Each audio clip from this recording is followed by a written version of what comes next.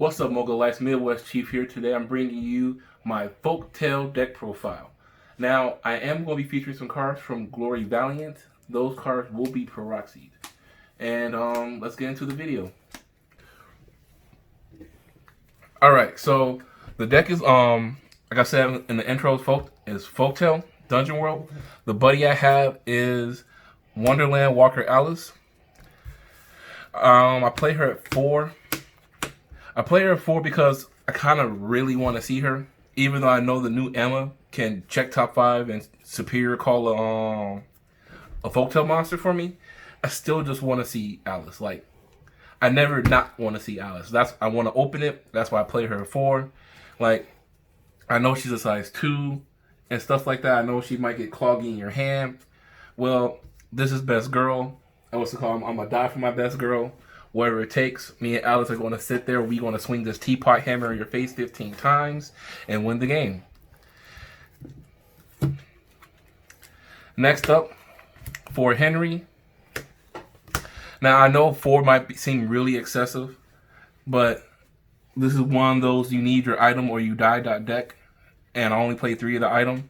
And I also need like both my set spells I play. Spoiler alert, I do play both set spells. So like I said, I just really want to see this.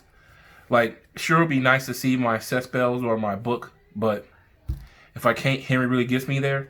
Emma also checks top 5, can superior call Henry if I happen to see Henry. Playtesting, there has been games where I will brick if Emma doesn't hit Henry, and I got Henry off of it. So you can cut this down. I'm just going to play it at 4 until I see another reason why, because not only does he get me the book, he gets me he's 2 crits, so he can swing for 4 crit. Later I'll explain why. And like I said, gets me the book, gets me my set spells, any of my set spells, so it's pretty lit. Next up, for Air Jordan. Air Jordan draws me a card, gets me a gauge, or gets me a life, so you know, self-explanatory.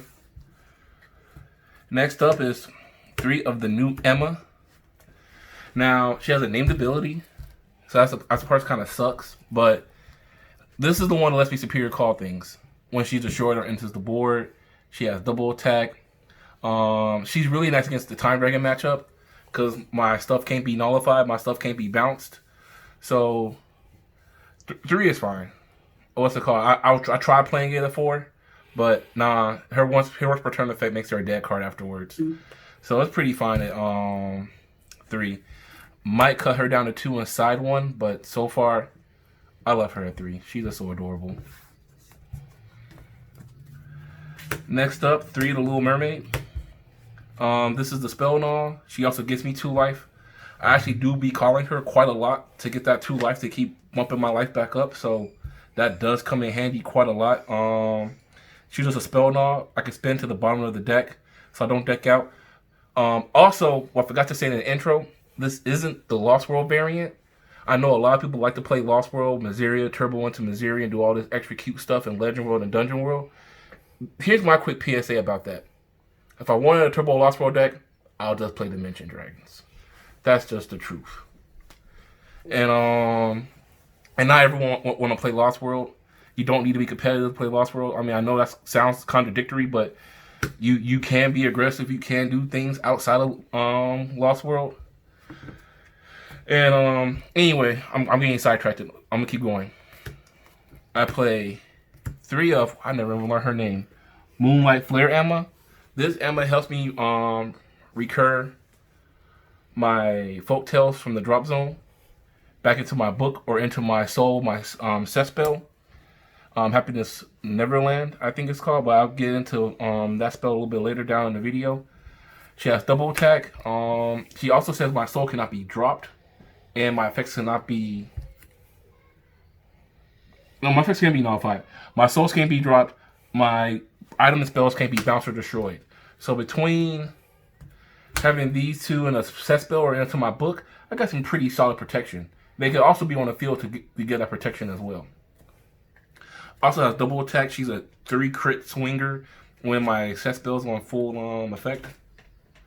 So next up, I know that's cute. I just had to play them. I had the 2. Oh my god, it's pink, it's gold, it's hot. But this is the original Emma. This Emma says when it hits damage or kill a monster, check top 3, throw something into the soul of a folktale. So I can throw a card into the set spell, I can throw a card into the book to help me.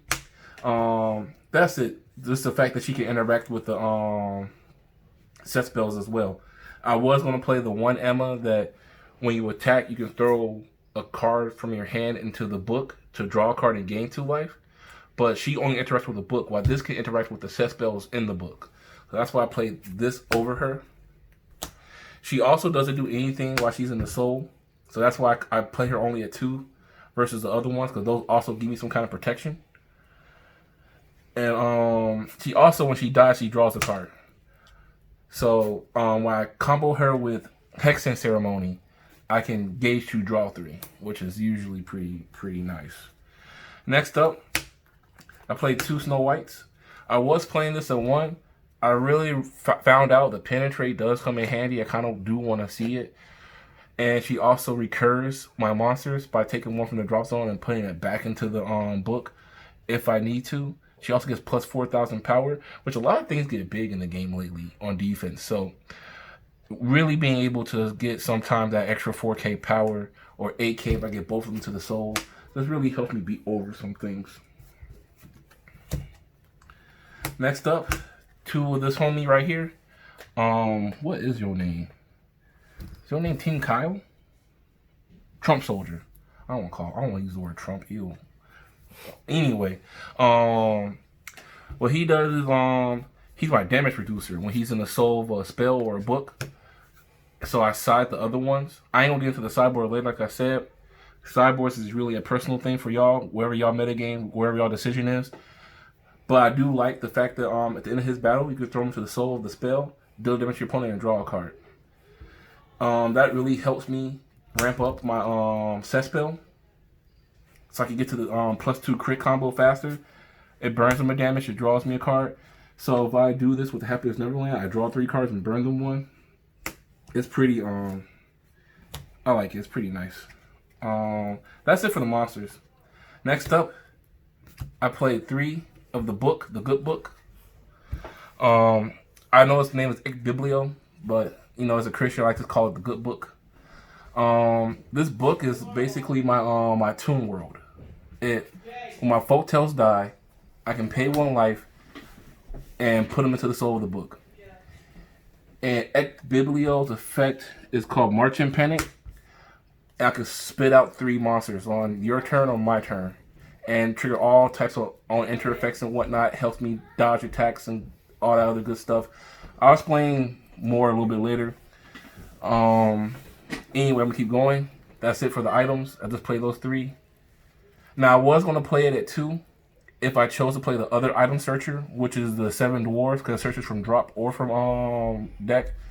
But I want to play Henry over the 7 dwarves. So kind of want to play it at 3, because I kind of want to try to open up with it, so I don't got to always rely on Henry. So that way if I open this or open Henry, Henry can go get me a set spell instead. Alright, so now onto the spells. Play 4 Hexen Ceremonies. Hexen Ceremony is my gauge draw 2. It kills a monster for cost, so then that lets me use my book to eat the monster, so I can spit the monster back out. So let's say, for example, I can go ahead and Air Jordan, draw a card, Hexen Ceremony, kill it off, gauge, draw 2, March and Panic this back out, draw another card. Just this is really the only draw in the deck.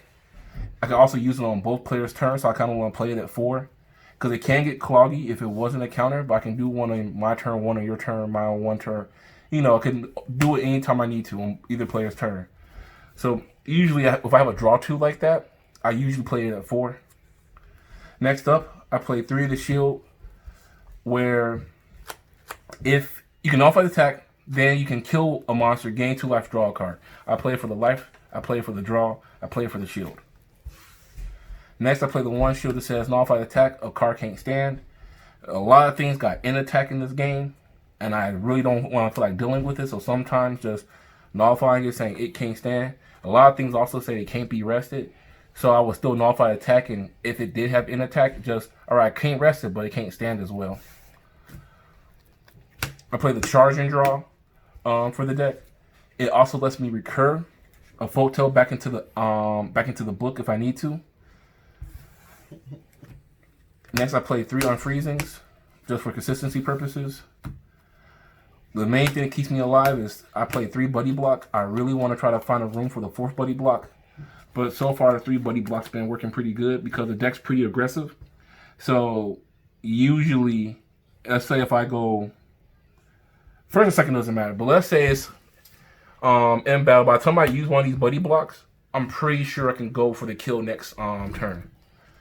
So I wanted to play it at 2, but sometimes one of them ends up somewhere I can't control, like Gauge or Graveyard or something like that. So 3 lets me have room for error. So let's say 1 goes to blind stock. There's still 2 I could try to go get. Now onto the set spells I was telling you about. I played 2 Wonder Princess. At first, I was never a fan of this card. And then even when the new set spell deck came out, I still wasn't a fan of it. I played it probably at 1.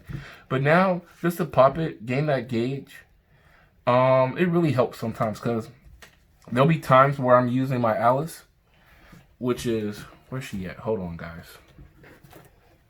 Or I'll be using my Alice. I'll be calling the monster from my hand, tucking them back into spells or tucking them back into books to restand her to keep attacking. And then I want to use my Martian Panic, but I don't got an Alice in my book. So I can use this, kill the Alice off, pay the life, put the Alice in the book, Martian Panic out, 3 new people, and just do my whole chain attacks all over. So, God forbid for my opponent, let's say if I got like, I don't know, 2 double attackers in her, I can go, and let's say I got my full setup. So these will how I have 2 plus 2 crits. So I can go 3-3, 3-3, 4, tuck in the soul, restand 4, tuck in the soul, restand 4, call this out 3-3, tuck in the soul, restand 4, kill it off with the set spell I was telling you about, Martian Panic out, all these guys, and just reset the whole chain all over again. You get the gist of it. Yeah, I could run into a phase and I could run into a buddy block. That's why I really use this spell knolls. The spell knolls aren't there to stop my opponent from plussing. It's to stop them from stopping me from trying to plus. Like, I don't care if you draw 15 cards. If you're dead, who cares how many cards you got in your hand? The last card I play is Happiness Wonderland. Happiness Wonderland is the bread and butter. It's my other draw engine because Alice can go ahead and throw this into a spell.